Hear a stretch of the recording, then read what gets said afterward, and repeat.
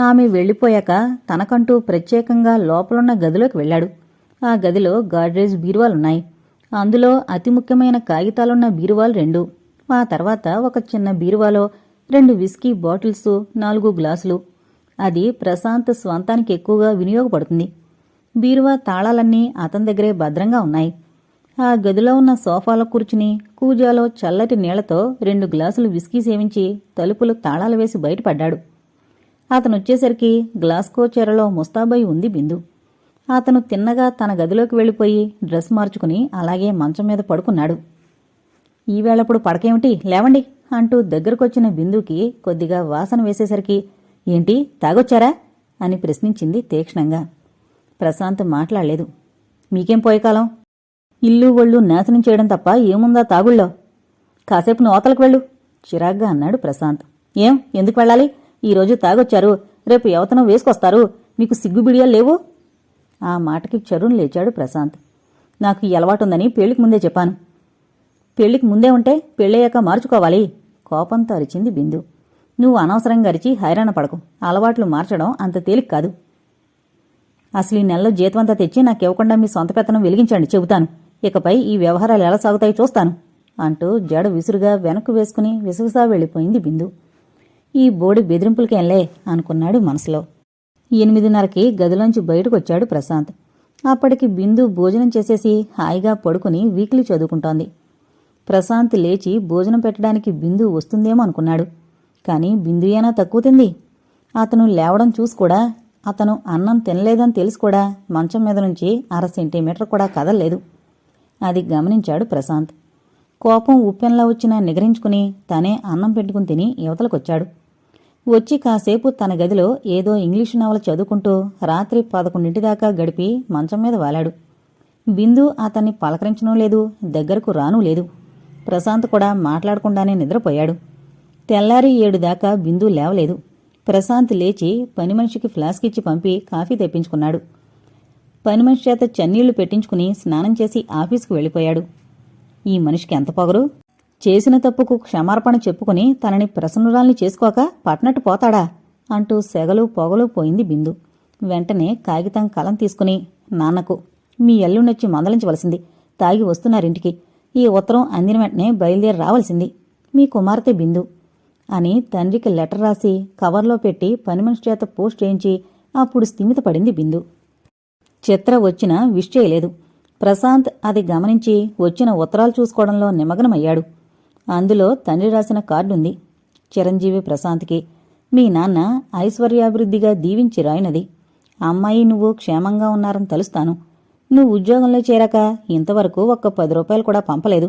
నేను పెద్దవాణ్ణి, రోగిష్టి మరివాణ్ణి, ఎల్లకాలం శ్రమపడగలనా? నెలకి ఏదో కొంత పంపిస్తే మా ఇద్దరికీ లోటుండదు. నువ్వింత అభివృద్ధిలోకొచ్చి తల్లిదండ్రుల మాటే మరిచిపోవడం తగదు. మీ నాన్న సోమనాథం. ఆ ఉత్తరం చదువుకోగానే కోపం వచ్చింది ప్రశాంత్కి. మీరు రాసింది బాగానే ఉంది, కానీ ఇక్కడ నా ఖర్చు సంగతి పట్టదు మీకు. ఇంటద్దె 400 ఇస్తున్నాను. పైన కరెంటు ఖర్చులు వగేరాలతో 25 పైన అవుతుంది. మీ కొడలికి వంట సరిగ్గా రాదు. అందుకు 2 నెలల పాటు వంట మనిషిని పెట్టుకోవాలనుకుంటున్నాను. ఇప్పట్లో డబ్బు పంపలేను ప్రశాంత్ అని రాసి వెంటనే పోస్టు చేయించాడు. చిత్ర తన పని తను చూసుకుంటూ ఉంటే, ఇలా ఎంతకాలం కంటిన్యూ అవుతుంది కోపం అని అడిగాడు. నాకు కోపం దేనికి? మీకిష్టమైతే తీసుకువెళతారు, లేకపోతే లేదు. అడగడానికి నేనెవర్ని? ఆ మాటకు నవ్వి, ఈరోజు నవరంగికి వెళదాంరా అన్నాడు. చిత్ర అలాగే అన్నట్టు తల ఊపింది. అప్పటికి కాస్త స్వాంతనం కలిగింది. ఈవిడిగారిని ప్రసన్నురాల్ని చేసుకున్నాను కదా అని. కూతురు దగ్గర్నుంచి ఉత్తరం అందుకోగానే వచ్చాడు భానుమూర్తి. మామగారిని చూసి ముఖం చిట్లించుకున్నాడు ప్రశాంత్. ఏమోయ్, కొత్త సంసారం అంటే ఎంత ఆనందంగా ఉండాలి. నువ్వేమిటి ఇంటికి మందు సేవించి వస్తున్నావట? ఇలాంటి పనులేనా నువ్వు చేసి అమ్మాయి మనసు కష్టపెట్టేది అని అడిగాడు. దాంతో మామగారు ఎందుకొచ్చిందో బోధపడింది ప్రశాంత్కి.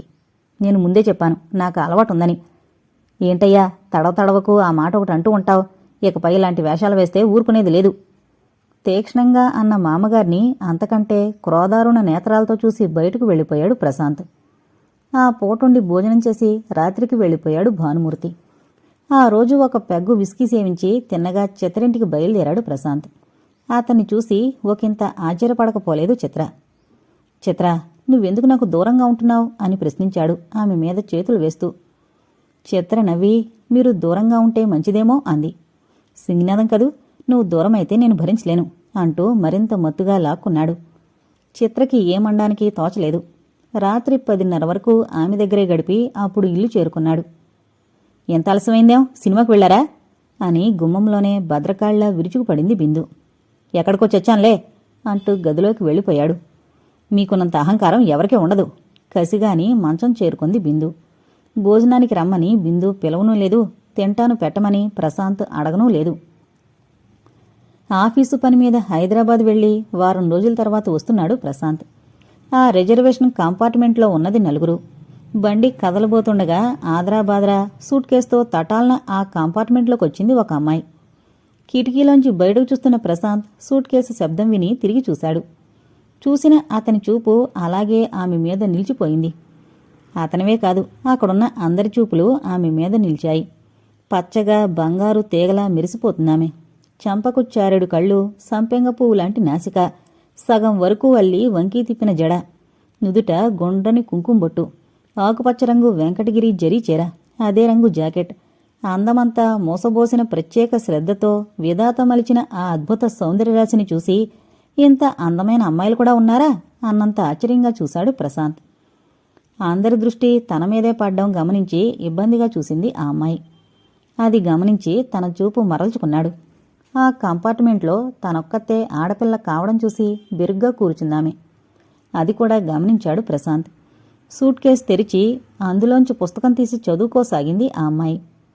పుస్తకం పట్టుకున్న ఆ సున్నితమైన వేళనే తదేకంగా చూస్తుండిపోయాడు ప్రశాంత్. రైలు బయలుదేరింది. 2-3 స్టేషన్లు దాటింది. అయినా ఆ అమ్మాయి అలాగే పుస్తకపఠనంలో లీనమైపోయింది. ప్రశాంత్కి ఆకలనిపించి వచ్చే స్టేషన్లో ఏది దొరికితే అదే తినాలి అన్న నిశ్చయానికొచ్చి కిటికీలోంచి బయటకు చూస్తున్నాడు. స్టేషన్ ఎప్పుడొస్తుందా అన్నట్లు. రైలు ఆగింది. ప్రశాంత్తో పాటు ఆ మిగిలిన 3 దిగుతున్నారు.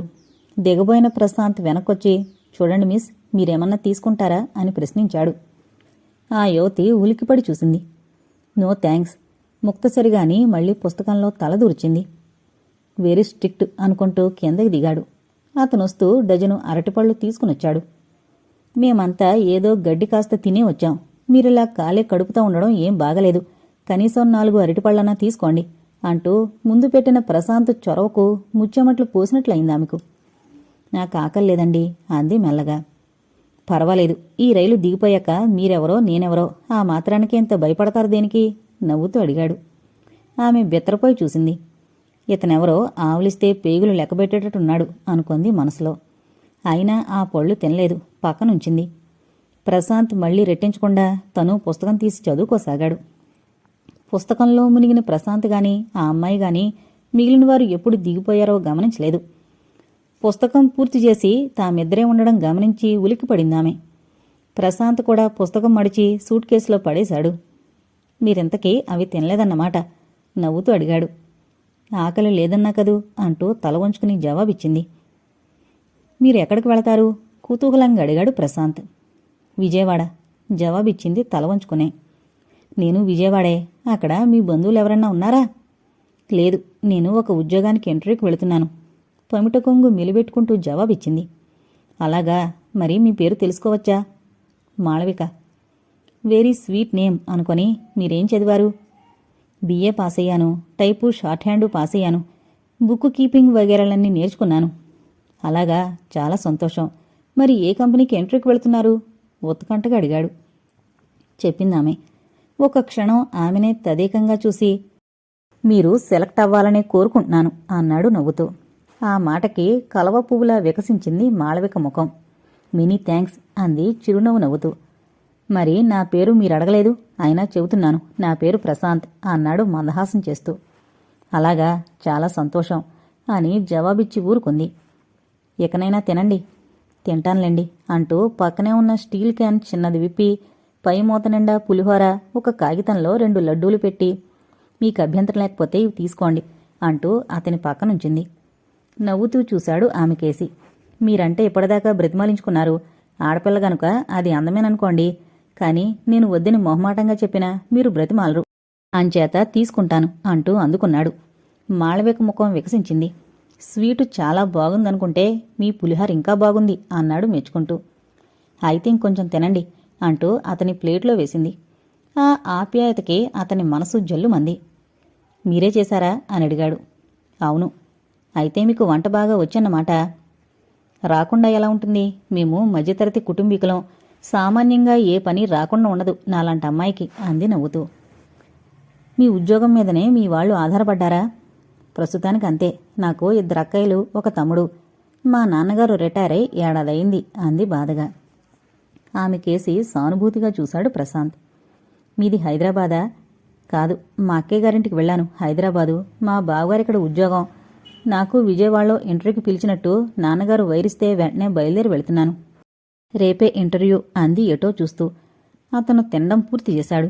వాటర్ బ్యాగులో నీళ్లు తీసి అతనికిచ్చింది. మీ ఆతిథ్యానికి మెనీ థ్యాంక్స్. మాళవిక నవ్వి ఊరుకుంది. మరి మీ వయసు ఎంత? 21. అరటిపండు వలిచి అతని పక్కనుంచి తీసుకోండి అంది మాళవిక. ప్రశాంత్ మరేం మాట్లాడకుండా నోట్లో వేసుకున్నాడు. విజయవాడ స్టేషన్ వచ్చేస్తోంది.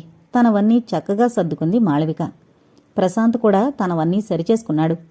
విజయవాడ వచ్చేసింది. Wish you good luck miss Malavika అంటూ ప్రశాంత్ నవ్వుతూ లేచి నిలబడ్డాడు.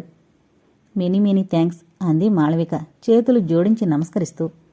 ఆ వినయానికి అతను ముగ్ధుడయ్యాడు. అతని కళ్లల్లో ఒక బాధావీచిక కదిలి మాయమైంది. ఇంకాసేపు కబుర్లు చెప్పుకోవడానికి వీల్లేకుండా అప్పుడే బెజవాడొచ్చిందే అన్నదే అతని బాధ. రైలు దిగాక ఆమె వెనకే నడుస్తూ వచ్చాడు. టికెట్ కలెక్టర్కు టికెట్ ఇచ్చి బయటకొచ్చాక ఆమె రిక్షా మాట్లాడుకుంటుంటే తను ఆమె పక్కనున్న రిక్షాని మాట్లాడుకున్నాడు. గుడ్ నైట్ చెయ్యి ఊపాడు ఆమె రిక్షా కదులుతుంటే. గుడ్ నైట్ సన్నగా జవాబిచ్చింది మాళవిక. ఆమె రిక్షా సత్యనారాయణపురం వెళ్ళిపోయింది. అతని రిక్షా లబ్బీపేట వైపు బయలుదేరింది. ఆ రాత్రి చాలాసేపటి వరకు ప్రశాంత్ కళ్ల ముందు మాళవిక ప్రత్యక్షమవుతూనే ఉంది. కొంతమందిని అంత ప్రత్యేక శ్రద్ధతో సృష్టిస్తాడా భగవంతుడు? ఆప్యాయత, ఆదరణ, విద్య, వినయం, సౌకుమార్యం అన్నీ మోసబోసి మలిచిన ఆమెకి రవంత పిరికితనం, మరికొంత అమాయకత్వం కూడా పెట్టాడు అనుకున్నాడు చివరికి నిద్రకు ఉపక్రమిస్తూ. ఆ రాత్రి మాళవిక కళ్ల ముందు కూడా ప్రశాంత్ మీదిలి మాయమయ్యాడు. అతనెవరోగాని చాలా కలుపుగోలుతనము, మంచితనం ఉన్న వ్యక్తి అనుకుంది. తెల్లవారి ఆఫీస్కొచ్చాక చిత్రొస్తుందా ఆఫీస్కి అని అడిగాడు ప్రశాంత్. ఆ రోజు తను 9:30కే వచ్చేశాడు ఆఫీస్కి. ఆ అమ్మగారు గుంటూరు వెళ్లారండి అని బదులు చెప్పాడు ప్యూను. ప్రశాంత్కి ఆ విషయం తెలుసు. ఆయన రూఢిపరుచుకోవాలని అడిగాడు. 10 గంటలైంది. ప్రశాంత్ వారం రోజుల నుంచి లేడు కనుక ఆ ఫైల్స్ అన్నీ చూసుకుంటున్నాడు. ఇంతలో నౌకరు చిన్న కాగితం తీసుకొచ్చి అతని ముందు పెట్టాడు. చూసి రమ్మను అని కుర్చీలో సరిగ్గా సర్దు కూర్చున్నాడు కళ్ళజోడు తీసి పెట్టుకుంటూ. స్కై బ్లూ కలర్ చీర, అదే రంగు జాకెట్, చేతికి నీలం గాజులు, రిస్టు వాచి, స్ప్రింగ్ డోర్ తీసుకుని లోపలికొచ్చిన మాళవిక నమస్తే అనబోయి స్టన్ అయినట్లే నిల్చుండిపోయింది. ఎదురుగా సీట్లో ప్రశాంత్ నవ్వుతూ కళ్ళజోడు తీసి చేత్తో పట్టుకుంటూ ప్లీజ్ సిట్ డౌన్ అన్నాడు కుర్చీ చూపిస్తూ. నోట మాట్రాక అలాగే కుర్చీలో కూర్చుండిపోయింది. నన్ను చూసి ఆశ్చర్యపోతారని అనుకున్నాను గాని మరీ అంత మోగవారైపోయేలా ఆశ్చర్యపోతారని అనుకోలేదు అన్నాడు నవ్వుతూనే. I am sorry. నేను మీరేక్కడ మేనేజర్ అని కల్లో కూడా ఊహించలేదు అంది కర్చీఫ్తో అద్దుకుంటూ. ప్రశాంత్ నవ్వుతూనే నాకు మాత్రం నిన్న మీరు ఆఫీస్ పేరు చెప్పగానే తెలుసుకున్నాను. నాకు అసిస్టెంట్గా వస్తోంది మీరేనని అని నవ్వి బెల్ నొక్కి 2 కాఫీ తీసుకురా అన్నాడు ప్యూన్తో. మాళవిక కాస్త తేరుకుని కవర్లోంచి సర్టిఫికెట్లు అన్నీ తీయబోయింది. అది గమనించి వాళ్ళ టేబుల్ మీద ఉంచండి, తర్వాత చూస్తాను. నిజానికి మీ ఇంటర్వ్యూ నిన్ననే అయిపోయింది. ఈ పూట మీరు డ్యూటీలో జాయిన్ కావచ్చు అన్నాడు కుర్చీలో వెనక్కు వాలి. Many many thanks. ఇప్పుడే చేరిపోతాను అంది మాళవిక సంతోషంతో. ఉద్యోగం తనకి వస్తుందో రాదో అన్న భయ సందేహాలతో కొట్టుమిట్టాడుతున్న ఆమెకి ప్రశాంత్ మేనేజర్గా దర్శనమివ్వడం, అతను మరేమీ ప్రశ్నలతో విసిగించకుండా వెంటనే ఉద్యోగంలో జాయిన్ చేసుకోవడం ఎంతో సంతోషాన్ని కలిగించింది. ఆ ఆనందమంతా ఆమె ముఖంలోనే కనిపిస్తోంది. ఆనందంతో మరింత కాంతివంతమైన ఆమె వదనారవిందాన్ని చూసి తృప్తిగా ఫీల్ అయ్యాడు ప్రశాంత్. కాఫీ తీసుకొచ్చాడు ప్యూను ఆంజనేయులు. కాఫీ తీసుకోండి అంటూ తనే ఆమె ముందు ఒక కప్పు ఉంచాడు ప్రశాంత్. ఆ కాఫీ తాగడానికి మొహమాట పడుతున్న ఆమెను చూసి మీరు ఈ ఆఫీసులో ఉద్యోగిని, నాకు పిఏ, ఇంకా మొహమాట పడతారు దేనికి అన్నాడు నవ్వుతూనే. మాళవిక మెల్లగా కప్పు చేతిలోకి తీసుకుంది. తన కప్పు అందుకున్నాడు ప్రశాంత్. తను ఒక్క గుక్క తాగేదాకా ఆగి అప్పుడు తాగడానికి ఉపక్రమించడం ప్రశాంత్ దృష్టి నుంచి తప్పించుకోలేదు. ఆమె తనపై చూపించిన గౌరవానికి అతను మనసులోనే సంతోషించాడు. ఈ పిల్ల అల్లరి చిల్లరి మనిషి కాదు, చాలా కుదిరైంది, పిఏ అంటూ తను గర్వంగా చెప్పుకోదగింది అనుకున్నాడు హృదయపూర్వకంగా మనసులోనే తృప్తిపడుతూ. ఆఫీసు టైంకి ఇంకా 5 నిమిషాల ముందుగానే, ఒక్కోసారి ప్రశాంత్ కూడా రాకుండానే చాలా త్వరగా వస్తోంది మాళవిక.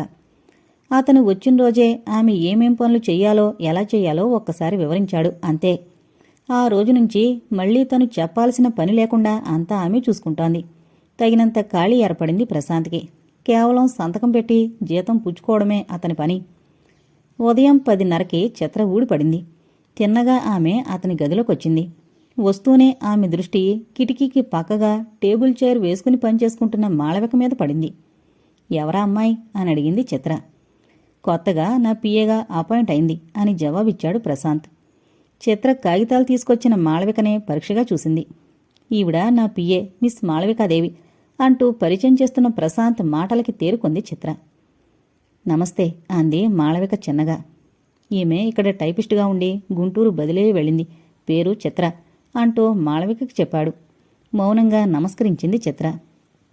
మాళవిక తన సీట్లోకి వెళ్ళిపోయాక, మంచి అందమైన పియ్యనే సంపాదించారే అంది నవ్వుతూనే. ఆ మాటల్లోని వ్యంగ్యాన్ని చక్కగా గుర్తించాడు ప్రశాంత్. ఏం అందమైందేనా, నీలాంటి నాలాంటి రకం కాదు, చాలా మంచిది తను నవ్వుతూ అంటించాడు ప్రశాంత్. ఆ మాటకి కోపం వచ్చింది చిత్రకి. అంత మంచిదావిడ రెట్టించి అడుగుతుంటే ఇక సంభాషణ ఇలా సాగితే మాళవిక ఎక్కడ వింటుందోనని హడలిపోయాడు ప్రశాంత్. మనిద్దరి మధ్య ఆవిడ ప్రసక్తి దేనికి, అసలు విషయం ఏదో చెప్పు అన్నాడు తాపీగా. ముందు బయటికి వెళదాం రండి, ఇక్కడ ఈ ఆఫీసులో ఇంతమంది మధ్య ఏం చెప్పాలనుకున్నా కుదరదు. అంత ముఖ్యమైన విషయమా అని అడిగాడు నవ్వుతూ. అవును. అయితే సాయంత్రం మీ ఇంటికొస్తాను, అక్కడ చెప్పు. అయితే ముందు నాకు ఆకలి మండించేస్తోంది, కనీసం హోటల్కైనా రండి అంది పట్టుదలగా. జేబులోంచి 5 రూపాయల నోటు తీసి వెళ్ళి తినరా అన్నాడు. అది అందుకుంటూ మర్చిపోకుండా ఇంటికి రండి అని చెప్పి వెళుతూ మాళవిక కేసు చూసింది. మాళవిక కాగితాల్లో తలదూర్చి అసలు వారి సంగతే పట్టించుకోలేదు. అది గమనించారు ప్రశాంత్ చిత్రలిద్దరూ. పనంతా పూర్తయింది. మాళవిక అతని టేబుల్ దగ్గరకొచ్చి వెళుతున్నానండి అని చెప్పి క్షణం ఆగిపోయింది అక్కడ. అది గమనించిన ప్రశాంత్ ఏంటో చెప్పబోయి ఆగిపోయారేం అన్నాడు కుతూహలంగా. ఏమీ లేదు, నాకు పుస్తకాలంటే చాలా ఇష్టం. సామాన్యంగా తమ స్వంతానికి కొన్ని ఆఫీసుల్లో లైబ్రరీలు ఏర్పరచుకుంటున్నారు. అలాగే మన స్టాఫ్ అంతా కలిసి నెలకింతని నిర్ణయించుకుని వేసుకుంటే అన్ని రకాల పత్రికలు తెప్పించుకోవచ్చు. ఇలా చెప్పానని మీరేమీ అనుకోవద్దు అంది మాళవిక మెల్లగా. ఆమె చెప్పిందంతా శ్రద్ధగా విన్నాడు ప్రశాంత్. మీరు పత్రికా ప్రియులని ఆనాడు రైల్లోనే గ్రహించానులేండి అని కొంటిగాని, మరి అందరి దగ్గర ఈ ప్రపోజల్ చేయకపోయారా అన్నాడు. మాళవిక బిరుగ్గా చూసింది. ఆ కళ్ళల్లో భయాన్ని గుర్తించి, సరే నేను చెబుతానులేండి అని బెల్ నొక్కి ప్యూని పిలిచి, ఆంజనేయులు ఆఫీసు స్టాఫ్నంతా 5 నిమిషాలు ఉండమను అన్నాడు. అతను వెళ్ళి చెప్పొచ్చాడు. ఏంటా ఏమిటా అన్నట్టు ఒకరి ముఖాలొకరు చూసుకున్నారు. అంతా కూర్చున్నాక ప్రశాంత్ ప్రారంభించాడు. మన ఆఫీస్కు లైబ్రరీ ఉంటే బాగుంటుందని మిస్ మాళవిక గారు సూచిస్తున్నారు. మీరు ప్రతి నెల ఎంతని నిర్ణయించుకుని వేసుకుని కొనుక్కుంటారా, లేక ఆఫీసు ఖర్చు మీద తెప్పించి నెలకి అందరికీ సమానంగా పంచమంటారా అని ప్రశ్నించాడు. అందరూ ఆ సూచనని అంగీకరించారు. చివరికి ఆఫీసు ఖర్చు మీద తెప్పించి అంతా సమానంగా పంచుకోవడానికే తీర్మానించారు. అది నిర్ణయమయ్యాక అందర్నీ పంపేసి బయలుదేరబోతుంటే, మీకు చాలా కృతజ్ఞురాల్ని అంది మాళవిక ఆనంద విస్ఫారిత నేత్రాలతో. ఆ మాటకి చిన్నగా చిరునవ్వు నవ్వి, మీ కృతజ్ఞతని స్వీకరించాను అంటూ చిత్రింటికి రిక్షా మాట్లాడుకుని వెళ్ళిపోయాడు. కాని ఆ చర్య వల్ల మాళవిక ఎంత పొంగిపోయింది, కళ్ల ముందు నాట్యమాడుతూనే ఉంది. మీరింకా రాలేదు, చిత్రని మరిచారేమో అనుకుంటున్నా అంటూ గుమ్మంలోనే అంది చిత్ర. చిత్రని మరిచిపోవడమా అంటూ లోపలికొచ్చాడు ప్రశాంత్. కాఫీ తెచ్చిచ్చింది చిత్ర. నాకీ వెదవ కాఫీ ఎందుకు అన్నాడు ఆమెని దగ్గరకు తీసుకుంటూ. మరీ ఏం కావాలి చిలిపిగా అడిగింది చిత్ర. నాకేం కావాలో నీకు తెలుసు, అనవసరంగా మాటలతో టైం వేస్ట్ చేయకు అన్నాడు ప్రశాంత్. వేస్ట్ చేయను అంటూ నవ్వింది చిత్ర. లోపలికి వెళ్ళి అతను తెచ్చిపెట్టిన బాటిల్ అందించింది. గ్లాసులో పోసుకుంటూ, వీధి చివర కిళ్ళి కొట్టుందిగా 2 సోడాలు తెప్పించు అన్నాడు ప్రశాంత్. తెప్పించింది చిత్ర. ఆ రాత్రి అక్కడే 9 దాటేదాకా ఉండి ఇంటికొచ్చాడు ప్రశాంత్. తొందరగా వస్తే సినిమాకి వెళదామనుకుంటే ఇప్పుడా ఊడిపడ్డాం తీవ్రంగా అడిగింది బిందు. నువ్వు వెళదామని చెప్పలేదు, చెబితే తొందరగా వచ్చేవాణ్ణి, రేపు వెళదాంలే అన్నాడు డ్రెస్ మార్చుకుంటూ. వంటావిడ వెళ్ళిపోయిందా? భోజనానికి రాబోతూ అడిగాడు. నాకంటే తప్పదు గనక పడుంటాను, ఆవిడకేం కర్మ, రాత్రి 10 దాకా కనిపెట్టుకుని ఉండడానికి ఉక్రోషంగా అంది బిందు. పడుండకు, పడి ఉండమని నీ నీతో చెప్పలేదు, నీ ఇష్టం వచ్చినట్లు తిరిగిరా, నా కోసం కూర్చుని సినిమా మిస్ అయ్యాననుకునే బదులు ఇరుగు పొరుగులతో సఖ్యతగా ఉంటే కలిసి వెళ్ళొచ్చు, లేదా నువ్వు ఆధునిక యువతనన్నావు, టికెట్ కొనుక్కుని వెళ్ళి చూసిరా అన్నాడు భోజనానికి కూర్చుంటూ. ఆ ఇరుగు పొరుగుల సంగతి చెప్పకండి, ఒకళ్ళ దగ్గర స్నేహభావం లేదు, గర్విష్ఠుమారి వాళ్ళు, వాళ్ళంటే నాకు కంపరం, మీరు రాకపోతే నేను ఒక్కరితోనే వెళ్ళగలను ఖరారుగా అంది బిందు. వెరీ గుడ్, వెళ్ళిరా అన్నాడు నవ్వుతూనే. భోజనం అతనికి వడ్డించి తను వెళ్ళి మంచం మీద వాలింది బిందు. మారు కావలసినవి తనే వేసుకుని తిని లేచాడు ప్రశాంత్. అతను మంచం దగ్గరకు రాగానే కాస్త పక్కకు జరిగింది బిందు. అతను పడుకోగానే తనే లైట్ ఆర్పి, ఎన్నాళ్ళనుంచి కాపురం చేస్తున్నా నెల తప్పడం జరగలేదు, మీరు వెళ్ళి డాక్టర్కి చూపించుకోరాదు అంది బిందు కాస్త విసుగును ధ్వనింపజేస్తూ. నాకేమీ లోపం లేదు. మీకేమీ లోపం లేదని ఎలా చెప్పగలరు? నెగదీస్తూ అడిగింది. ఎలా ఏముంది? విసుగ్గానే అన్నాడు. అవును, మీరంత ధీమాగా చెబుతున్నారంటే మీరెవరికో సంతానదానం కూడా చేసొచ్చారన్నమాట. మీకు ఆడపిల్లలతో స్నేహాలున్నాయని చెప్పుకున్నారుగా. అక్కసుగా అడిగిన బిందు మాటలకి అంత కోపంలోనూ కొంచెం నవ్వొచ్చింది ప్రశాంత్కి. నీతో వాదించి నిద్రపాడు చేసుకోవడం అంత బుద్ధి తక్కువ మరొకట్లేదు అంటూ అటు తిరిగి పడుకున్నాడు. బిందు నిద్రొచ్చేదాకా సాధిస్తూనే ఉన్నా మళ్లీ తిరిగి చూడకుండా నిద్రపోయాడు ప్రశాంత్. తెల్లారి లేస్తూనే బిందు మునగదీసుకుని పడుకుంటూ, నాకు జ్వరంగా ఉంది, పని మనిషిని పంపి కాఫీ తెప్పించండి అంది. ప్రశాంత్ లేచి పని మనిషికి ఫ్లాస్క్ ఇచ్చి దంతదావనం కానిచ్చాడు. నేనా దొడ్లోకి వెళ్లి మొహం కడుక్కోలేను, నీళ్లు తెచ్చిపెట్టండి. ప్రశాంత్ మారు మాట్లాడకుండా నీళ్లు, పేస్టు, బ్రష్ అన్నీ అందించాడు. పక్కనే ఉన్న తలుపులు తీసుకుని మొహం కడిగి మళ్లీ మంచం మీద పడుకుంది బిందు. కాఫీ తెచ్చింది పని మనిషి. ఆమెకొక గ్లాసులో పోసిచ్చి తను కప్పులో పోసుకుని తాగాడు. అతను స్నానం చేసి డ్రెస్ వేసుకుని ఆఫీసుకు బయలుదేరబోతుంటే, నాకు జ్వరంగా ఉంటే మీరు ఆఫీస్కి వెళ్లడమేమిటి, ఈరోజు సెలవు పెట్టి ఇంట్లో ఉండండి. జ్వరంగా ఉంటే మందు తెస్తాను, వేసుకుని పడుకో. నీ ఎదురుగా సెలవు పెట్టి కూర్చుని నేనేం చేస్తాను? చిరాగ్గా అడిగాడు. ఆ మాటకి బాగా కోపం వచ్చేసింది బిందుకి. మీ మగవాళ్ళకి కాస్త రోగం వస్తే పక్కన మంచం వదలకుండా కూర్చుంటారు మా ఆడవాళ్లు. అదే పెళ్లాలకి సుస్థి చేస్తే 1 గంటన దగ్గర కూర్చారు. ఛీ, మీ జాతే అంతా పాపిష్టి జాతి. ఇంట్లో ఉంటే ఆడది పక్కన కూర్చోక ఏం చేస్తుంది? ఆపేక్ష కొద్దీ పక్కనుండేవాళ్లు కొందరైతే మంచాలు పడితే సంపాదన పడిపోయి చిక్కుల్లో పడతామన్న భయంతో ఎంత తొందరగా తగ్గి ఆఫీసుకు పోతాడా అని ఆందోళన పడుతూ కొందరు పక్కన కూర్చుంటారు. అయినా ఏదో కాస్త జ్వరం మనిషి అన్నాక రాకపోదు, దానికి ఆర్భాటం చేయాల్సిన పనేమిటి? సెలవు పెట్టి కూర్చుని అక్కడ పని పాడు చేసుకుని నీ ఎదురుగా కూర్చుని నేను చేసే ఘనకార్యమేమిటి అంటూ దొలపరించుకునే బయటకు వెళ్ళిపోయాడు ప్రశాంత్. మీకు ఏదోనాడు సుస్థి చేయకపోదు, అప్పుడు నేను ఇలాగే మిమ్మల్ని ఇంట్లో పడేసి పోకపోతే అప్పుడు అడగండి. గుమ్మం దిగుతూ బిందు మాట స్పష్టంగా విన్నాడు ప్రశాంత్. నువ్వు పెట్టే శాపనార్థాలకి బెదిరిపోన్లే అనుకుంటూ వెళ్ళిపోయాడు ఆఫీస్కి. ఆఫీసుకు వెళ్లి ప్యూన్ చేత మందుబిళ్ళలు పంపాడు ఇంటికి. అవి విసిరి కొట్టింది బిందు. ఏదో సొంత కవిత్వం వెలిగిస్తూ తెచ్చిపడేసే మందుబిళ్ళ నాకు అక్కర్లేదు, నేను ఆసుపత్రికి వెళ్లి మందు తెచ్చుకుంటానని చెప్పు. అక్షరాల ఆఫీస్కొచ్చి అదే చెప్పాడు ఆంజనేయులు. అది విన్న ప్రశాంత్ ముఖం ఎర్రబడింది. మరేమీ అనలేదు. తెల్లని జార్జెట్ చీరలో పవిత్ర గాంభీర్యాలతో హిమకన్యలా మెరిసిపోతున్న మాళవికనే చాలాసేపు చూస్తూ కూర్చున్నాడు. అలా చూస్తున్నంతసేపు అతని చిరాకు పరాకులు మాయమై మనసుకేదో స్వస్థత చిక్కినట్లు అనిపించింది. చిత్ర గుంటూరు వెళ్ళిపోయింది, మరో 4 రోజులకుగాని రాదు అనుకున్నాడు మనసులో. ఎలా ఉంది మీరు తలపెట్టిన లైబ్రరీ పథకం అని ప్రశ్నించాడు ప్రశాంత్ ఆ రోజు కాగితాలు చూస్తూ. మాళవిక ఏదో చెప్పబోయి ఆగింది. చెప్పండి, నా దగ్గర భయం దేనికి అని అన్నాడు ప్రశాంత్ నవ్వుతూ. బాగానే ఉంది, కానీ నాకు చదవడానికే సరిగ్గా అందడం లేదు. అంటే అంటే ఏముంది, నేనంటే మా ఇంట్లో చదివేదాన్ని ఒకరితనే, కానీ మిగిలిన వాళ్ళిళ్లలో చదవాలంటే ఒక్కొక్కళ్ళు 3-4 రోజులు అటే పెట్టుకుంటున్నారు.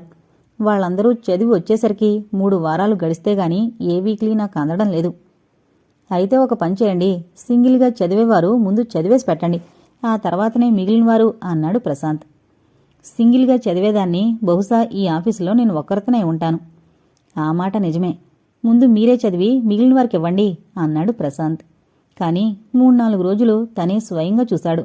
కొత్త వీక్లీలు హెడ్ క్లర్కు తీసుకువెళ్లడం. ఒకరు త్వరగా చదివేవాళ్లు ముందు తీసుకువెళ్లి మిగిలిన వారు 4-5 చదవాల్సిన వారున్న కుటుంబ సభ్యులు ఆఖరణ తీసుకువెళుతుంటే కాస్త ఆలస్యమైన ఇబ్బంది ఉండదు. ముందు మాళవిక గారిని తీసుకువెళ్లమనండి, తెల్లవారేసరికి తెచ్చిపెడుతుంది అన్నాడు ప్రశాంత్. హెడ్ క్లర్కు ఏమనుకున్నాడో వీక్లీ మాళవిక చేతికిచ్చాడు. అది అందుకుంటూ కృతజ్ఞతగా చూసింది ప్రశాంత్ వంక. అది గమనించి కళ్ళతోనే నవ్వాడు ప్రశాంత్. ఆ మర్నాడు 10ంటికొచ్చింది చిత్ర. అప్పటికింకా ప్రశాంత్ రాలేదు. మాళవిక ఆహ్వానించి కాఫీ తెప్పించిచ్చింది. ఆమె కాఫీ తాగుతుండగా వచ్చాడు ప్రశాంత్. ఆ కాఫీ మాళవికే తెప్పించిందని గ్రహించి పియ్యగారికి మర్యాదలెక్కువ అంటూ సీట్లో కూర్చున్నాడు. అతను మామూలుగానే అన్న చిత్రకు మాత్రం మండింది. మాళవికాదేవితో చనువు ఎక్కువేననుకుంటాను వ్యంగ్యంగా అడిగింది చిత్ర మాళవిక అటు వెళ్లగానే. అంటే నీ ఉద్దేశమేమిటి? సూటిగా అడిగాడు. ఏముంది, ఆ అమ్మ పుట్టింటారి సంగతి మేనమామ దగ్గర అని నాతో స్నేహం చేసి ఇంటికొచ్చినట్లే ఆమెతోనూ. షటప్! ఎవరిని ఎలా అంటే బాగుంటుందో అలాను, అంతేగాని ఎవరిని పడితే వాళ్ళనుకు. నీకు ముందే చెప్పాను ఆవిడ నీలాంటిది నాలాంటిది కాదని. ఈ మాట నువ్వన్నావు కనుక బ్రతికిపోయావు. అదే ఇంకొకరు అనుంటే దవడ పేలిపోయేది. ప్రశాంత్లో ఎంత కోపం ఉంటుందని గ్రహించని చిత్ర ముందా ధోరణికి షాక్ తింది. ఎందుకు ఆవిడ గారిని అంతలా వెనకేసుకొస్తారు? ఉక్రోషంగా అడిగింది చిత్ర. వెనకలేదు ముందు లేదు. ఆ పిల్ల చాలా అమాయకురాలు, నిదానస్తురాలు, చాలా మంచి అమ్మాయి. అలాంటి దాన్ని అన్యాయంగా అంటే నేనెప్పుడూ సహించను.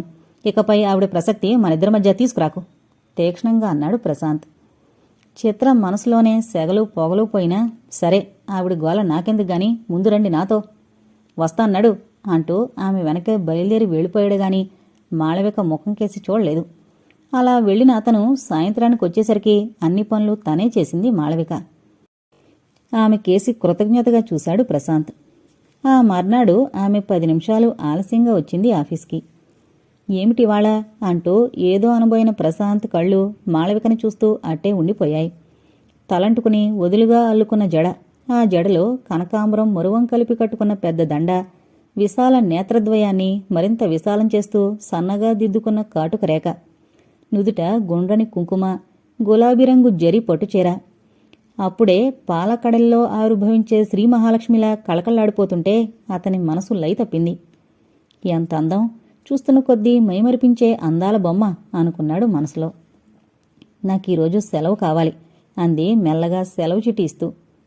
ఏం విశేషం అన్నాడే గాని మనసు చివుక్కుమంది ఆమె రాదని తెలిసి. మాళవిక సిగ్గుతో తల ఉంచుకుందే గాని బొదిలీ లేదు. మీ బర్త్డేనా? కుతూహలంగా అడిగాడు. బర్త్డే అయితే సెలవెందుకు అంది మెల్లగా. మరి అంటూ కారణం లీవ్ లెటరో ఉంటుందని గుర్తుకొచ్చి చదివి ఉలిక్కిపడ్డాడు. మీకు పెళ్లివారొస్తున్నారన్నమాట. ఆ మాట అనడానికి అతనికి చాలా నిగ్రహం చూపించవలసి వచ్చింది. అతని మనస్సంతా భాషకందని బాధతో నిండిపోయింది ఆమెకి పెళ్లి చూపులు అనగానే. అవునన్నట్లు తలాడించింది. అయితే పెళ్ళవగానే ఉద్యోగం మానేస్తారా? పెళ్ళా? ఇల్లు అలకగానే పండగైందా అని పెళ్లి చూపులకొచ్చినంత మాత్రాన పెళ్ళైపోవాలని ఎక్కడుంది? నేను నచ్చొద్దు? మీకు వంక పెట్టేవాడు వట్టి చెమట వెదవ. మీరు నచ్చకపోవడమేమిటి అన్నాడు రాణి నవ్వు నవ్వుతూ. నేను నచ్చినా కట్నం నచ్చద్దు? ఆ మాటకి తెల్లబోయాడు ప్రశాంత్. కట్నమా? మీకు కట్నం దేనికి? ఈ మాట తెల్లబోవడం మాళవిక వంతు. మీరు ఏ శతాబ్దంలో ఉండి మాట్లాడుతున్నారో గాని కట్నం లేకుండా ఆడపిల్లకి పెళ్ళెలా అవుతుంది? ఏం ఎందుకు కాదు? మీకేంటి తక్కువ? అందంలో అప్సరసల్ని మించుంటారు. చదువులో సరస్వతీదేవికి పోటీ పడ్డారు. ఉద్యోగం చేసి నెలకి 500 ఆర్జించుకుంటున్నారు. ఈయన్నున్న మిమ్మల్ని పెళ్లాడ్డానికి కట్నం కావాలంటే అందుకే మరి ఇండియాకి ఇంత దౌర్భాగ్య స్థితి పట్టుకుంటుంది అన్నాడు ప్రశాంత్. మీ కాంప్లిమెంట్స్కి థ్యాంక్స్, నేను వెళుతున్నాను అంది మాళవిక. వెళ్లమన్నట్టు తలూపి కుర్చీ కంటుకుపోయాడు ప్రశాంత్. మాళవిక వెళ్ళిపోయింది. ఖాళీగా ఉన్న మాళవిక కుర్చీ చూస్తున్న కొద్దీ అతని మనసు కలతపడసాగింది. ఆ పెళ్లివారు వచ్చే ఉంటారు. మాళవికని చూసి మురిసిపోయి వెంటనే ఒప్పుకునుంటారు. ఇకపై కళ్యాణం, తన ఆఫీసుద్యోగానికి రాజీనామా అనుకుంటుంటే అతని మనస్సంతా చల్లచిలికినట్లయి ఏదో దిగులు వ్యాపించింది. అలాగే తలపట్టుకుని కూర్చున్నాడు చాలాసేపు. ఏ పని మీదకూ మనసు పోలేదు. అయినా ఆమెకి పెళ్లి కుదిరితే తనకెందుకీ బాధ అని మనసు ఎంత సరిపెట్టుకోబోయినా అతనికి సాధ్యపడలేదు. మధ్యాహ్నం స్ప్రింగ్ డోర్ తీసుకునొచ్చిన మాళవికని చూసేసరికి అతనికి ఆశ్చర్యం, ఆనందం ఉప్పెన్లా వచ్చాయి. ఈ పూట నేను లీవ్ క్యాన్సిల్ చేసుకుంటున్నాను, పనిచేస్తాను అంది అతని ఎదురుగా నిలబడి. ఆ మాటకతను పరమానందభరితుడై, అలాగే, ఇందాకట్నుంచి మీ సీటు వెలవలబోయింది అన్నాడు నవ్వుతూ. మాళవిక చిరునవ్వు నవ్వుతూ, మీ అంత మంచివారు నా మేనేజర్ కావడం నా అదృష్టం అంది సీట్లో కూర్చుంటూ. ఆ మాటలో అతనికి ఆమె ముగ్ధత్వమే కనిపించింది ఎక్కువగా. తనని ప్రశంసించేసరికి అతనికి చెప్పలేని ఆనందమూ ఆమెపై మరింత గౌరవమూ కలిగాయి. ఏమయ్యారు మీ పెళ్లివారు అని అడిగాడు అదిరే గుండెని బెగబట్టుకుంటూ. రాలేదు, నేనొచ్చే వరకు వాళ్ళు రాలేదు, వస్తే సాయంత్రం దాకా ఉంటారు అని ముభావంగా జవాబిచ్చింది. ఆ మాటకి చాలా సంతోషించాడు ప్రశాంత్. ఇంక వాళ్ళు వస్తారన్న నమ్మకం లేదు అనుకున్నాడు మనసులో. రాకుండా ఉంటే పీడ పోను అని కూడా అనిపించింది. కాని తనకెందుకింత జలసి ఆమె పెళ్లి చేసుకుంటే అన్న ప్రశ్నకు మాత్రం జవాబు ఇవ్వలేదు. ఒక పక్క చిత్ర, ఒక పక్క బిందు ఇద్దరూ తనను అడకత్తర్లో పెట్టి నొక్కుతున్నారు. ఎవరి దగ్గర నోరు ఎత్తడానికి వీల్లేనంతగా. వీళ్లతోనే తన బ్రతుకు తెల్లారిపోతుంది. ఇంకా మాళవిక ఎవరిని పెళ్లాడితేం తనకెందుకు? తనకి ఆమెకి మధ్య కనీసం పరిహాస ప్రసంగాలు కూడా ఉండవు. ఏ సంబంధాలు లేవు. మరి ఎందుకామె ఒక పూట సెలవు పెట్టినా భరించలేకపోయాడు? వీటన్నింటి గురించి ఆలోచించలేక ఆలోచనని వాయిదా వేసుకుని మరో పనిలో నిమగ్నమయ్యాడు ప్రశాంత్. మర్నాడు అసలు వాళ్లు రానేలేదని తెలుసుకున్నాక హాయిగా నిట్టూర్చాడు. కాని తనకి చిత్రతో సంబంధం ఉన్న విషయం మాళవికకి తెలుసా అన్న ప్రశ్న హఠాత్తుగా ఉద్భవించింది అతనిలో. ఇంతలో చిత్ర రాని వచ్చింది. నేను మళ్ళీ ఈ ఊరికే ట్రాన్స్ఫర్ చేయించుకుంటున్నాను, 1వ తారీఖున వస్తున్నాను అంది చిత్ర. ఆ మాటకి పెద్దగా ఆనందించలేదు ప్రశాంత్. మీరు గుంటూరు వెళతారా మాళవిక గారు? చిత్ర మాటలకి ఉలిక్కి పడ్డట్టుగా చూసింది మాళవిక. ప్రశాంత్ కంగారు పడ్డాడు. మాళవిక ఇక్కడి నుంచి వెళితే తనసలు భరించలేడు. మేనేజర్ గారు వెళ్లమంటే వెళ్లడానికి నాకేం అభ్యంతరం లేదు నింపాదిగా జవాబిచ్చింది మాళవిక. ఆ మాటకి ప్రశాంత్ చాలా సంతోషించాడు. ఇందులో మేనేజర్ గారి పెత్తనమేమీ లేదు, అంతా డైరెక్టర్ గారిదే, మిమ్మల్ని వారే పంపిస్తారు. మాళవిక మాట్లాడకుండా తన పని చూసుకోసాగింది. రండి అంటూ లేవదీసింది చిత్ర ప్రశాంత్ని. ప్రశాంత్ లేచి వెళుతూ మాళవికకేసి చూశాడు. మాళవిక కళ్లల్లో ఒక బాధావీచిక కదులుతుంటే పసిగట్టిన ప్రశాంత్ మౌనంగా చిత్రతో కలిసి హోటల్కి వెళ్ళి, చిత్ర, నువ్వు ఏదో కావాలని మాళవికని ఇక్కడి నుంచి పంపాలని చూస్తున్నట్లున్నావు అని అడిగాడు నిర్మోహమాటంగా. అవును, ఆమె అంత ఉండదగదిగా కనిపించలేదు. ఆ మాటకి చరుణ్ లేచాడు ప్రశాంత్. ఆమె విషయం నీకు నాకంటే ఎక్కువ తెలుసన్నమాట. అసలు నీకెందుకు ఆమె మీద అంత మమకారం? ప్రతిదానికి నీ సపోర్ట్ ఏమిటి? దూకుడుగా అడిగింది చిత్ర. ఆ మాటకి తీక్షణంగా చూసి, ఆమె ఇక్కడ ఉండడం వల్లే నేనిలా నీతో షికారుకొచ్చినా సరిపోతుంది. నువ్విలా ఆఫీస్ టైంలో వచ్చి నన్ను రమ్మని పిలవకేక, నేను బాధ్యత గల ఉద్యోగిని అని కాఫీ తాకుండానే బయటకొచ్చి తిన్నగా ఆఫీస్కే వచ్చాడు ప్రశాంత్. ఇతగాడికి మాళవికంటే చాలా అభిమానం ఉంది అనుకుంటూ మండిపోయింది చిత్ర. అతని కాఫీ కూడా తనే తాగి బిల్లు చెల్లించి బయటపడింది. మళ్లీ ఆఫీస్కే వచ్చి సాయంత్రం రండి అని చెప్పి వెళ్ళిపోయింది. సాయంత్రం అయింది. మాళవిక వెళ్ళిపోయాక చిత్రింటికే బయలుదేరాడు. ఇప్పుడింకా మాళవిక ప్రస్తావనేం తీసుకురాలేదు చిత్ర. తనన్న మాటలతో చిత్ర బుద్ధి తెచ్చుకుంది అని సంతోషించాడు ప్రశాంత్. రాత్రి 10 గంటల దాకా ఉండి ఇంటికి వెళ్ళిపోయాడు. భర్త తాగొచ్చాడని గ్రహించింది బిందు. ఎన్ని చెబితేనేం ఎన్ని తిడితేనేం, ఛీ, మనిషికి సిగ్గా శరవా, ఈ తాగుడు వదలలేకుండా ఉన్నారు. నేను నోరు మూసుకోమన్నాను, నా విషయంలో జోక్యం పెట్టుకోవద్దని చెప్పాను. అవును, నీ ఇష్టం వచ్చినట్లు చేస్తుంటే నోరు మూసుకుని పడుండాలా? ఉడికిపోతూ అంది బిందు. నేను కష్టపడి సంపాదించుకున్నాను, సరదా పుడితే ఓ పెగ్గు వేసుకుంటాను, ప్రతిదానికి కల్పించుకుంటే నాకు అసహ్యం అంటూ మంచం మీద పడుకున్నాడు ప్రశాంత్. మా నాన్న కష్టపడి చదువు చెప్పిస్తేనే ఎంతవాడివయ్యావు, అది మరిచిపోయి నా మీద అధికారం చూపిస్తున్నావు రోషంగా అంది బిందు. నిన్ను నేను తప్ప పెళ్లి చేసుకునే చెమట ఎవరూ ఉండడనే నన్ను చదివించాడు. మీ నాన్న ఊరికి ఎందుకు చదివించాడు? లేకపోతే పిల్లికి బిచ్చం పెట్టెరుగునా మీ నాన్న? పిల్లికి బిచ్చం పెట్టకపోయినా మా నాన్న కాలిగొట్టుకి మీరేం సరిపోరు దరిద్రమాని. ఛీ, ఈ దిక్కుమాల పెళ్లి వల్ల సుఖం లేదు, సంతోషం లేదు తిట్టుకుంటూనే మంచం మీద వాలింది బిందు.